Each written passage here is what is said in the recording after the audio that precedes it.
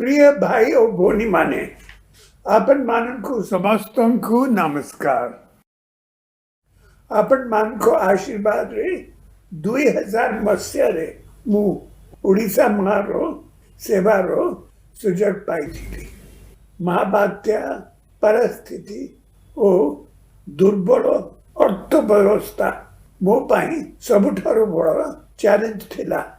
राज्य ओवरड्राफ्ट रे चालू थिला। नीति दिन खर्च पाई सरकार को रिजर्व बैंक पर निर्भर करने को पड़ुथिला। ओडिशा अर्थनीति पाई यह एक कड़ा समय थिला। राजकोष पूरा खाली थिला। अर्थनीति उपरे बहुत चाप थिला। बन्या बात्या मरुड़ी सबु बेले लागी रही थिला। गरीबी अधिक थिला। शिक्षा स्वास्थ्य भित्तिभूमि कृषि जलसेचन आदि विभिन्न क्षेत्र रे आमे बहुत पछुआ थिलु। लिमिटेड रिसोर्सेस भीतर ए सब क्षेत्र रे उन्नति आनिबा थिला हमर सबुठारु बड़ प्रायोरिटी। सेते बेले सरकारी नियुक्ति पूरा पूरी बंद थिला। पोस्ट सबु अबॉलिश करबा को पड़ुथिला। यह मो पाई बहुत कष्टकर थिला। मो राज्यर पिला माने नियुक्ति न पाए हैरान होइथिले। यह मते बहुत दुख देथला।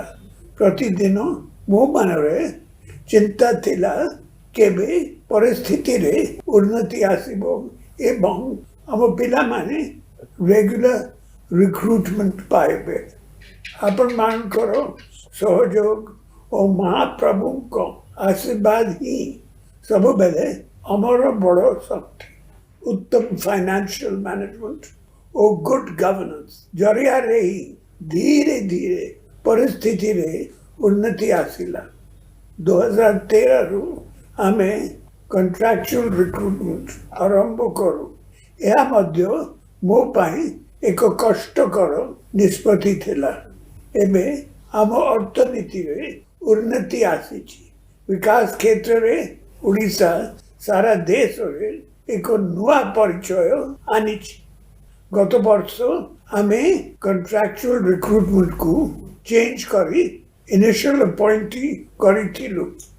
आज मु खुशी सह घोषणा करूची जे आज राज्य कैबिनेट कॉन्ट्रैक्चुअल रिक्रूटमेंट सिस्टम को सबुदिन पाई अबॉलिश करबा को निष्पत्ति नहीं छंती। एबे भी अनेक राज्य रे रेगुलर रिक्रूटमेंट बंद अछि। Contractual appointment चलीछि। ओडिशा रे किंतु कॉन्ट्रैक्चुअल रिक्रूटमेंट रो जुगो शेष हैला। सब कॉन्ट्रैक्चुअल रिक्रूटमेंट रेगुलर हेबो। बहुत दिन धरी ए दिन को मु अपेक्षा करिथिली। आसंता काली एथिपाई नोटिफिकेशन हेबो।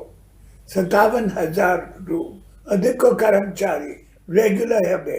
एथिपाई हाराहारी 1300 कोटी रु अधिक टंका खर्च हेबो।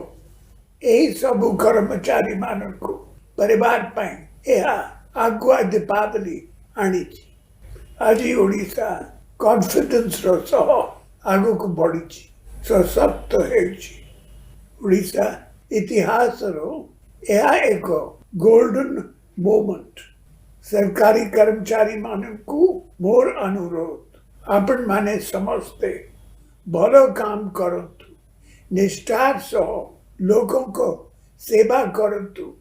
दायित्व पालन करबा बेले सरकारों को 5T initiative team work technology transparency time and transformation को फॉलो करतु। सरकार को परिचय को आगुरी उज्जवल करतु एवं ओडिशा रो रूपांतर रे निजर गुरुत्वपूर्ण अवदान रखतु। वंदे उत्कल जननी।